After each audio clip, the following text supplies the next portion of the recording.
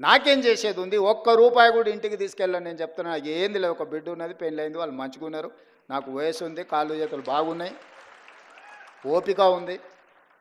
20 ఏళ్ళు ఈ తెలంగాణ సమాజ నిర్మాణం కోసం నేను పనిచేస్తా. మీరు అందగా నిలబడి ఉండ్రి. వచ్చినోళ్ళే కాదు, ఉన్నోళ్ళకు కూడా చెప్పుండ్రి, ఇది మన ప్రభుత్వం, దీన్ని రక్షించుకోవాల్సిన బాధ్యత మన మీద ఉంది. మిమ్మల్ని ఎమోషనల్గా డ్రైవ్ చేసి నిన్న మన సర్పంచ్లను కొంతమంది ధర్నా అన్నారు, మా బిల్లులు రాలేదన్నారు. ఎప్పటివా అని అడిగిన, 3 ఏళ్ళ కింది సార్ అన్నారు. 3 ఏళ్ళ కింది వాడు ఉండేనే, వాళ్ళ గురువు గారే ఉండే కదా. వాళ్ళ గురువు గారు నిండా ముంచిపోతే నేను ఒకటొకటి కట్టుకుంటూ వస్తున్నా. సర్పంచ్లకు బిల్లులు ఇవ్వాలి కదా. ఆయన అంటాడు, తాటి చెట్టు లెక్క పెరిగింది కానీ అవగింజంత అవగాహన కూడా లేదు. ఆయననే కదా ఆర్థిక మంత్రి ఉన్నది, ఆయన ఇస్తా అంటే నేను వద్దన్నానా?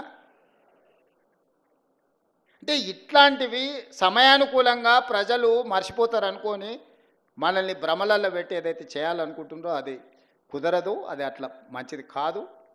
జాగ్రత్తగా మన అందరం కలిసి ముందుకు వెళ్దాం, ఈ రాష్ట్రాన్ని కాపాడుకుందాం, ఈ రాష్ట్రాన్ని దేశానికి ఆదర్శంగా తీర్చిదిద్దుదామని తెలియజేస్తూ మీ అందరి దగ్గర సెలవు తీసుకుంటున్నా. ధన్యవాదాలు మిత్రులారా.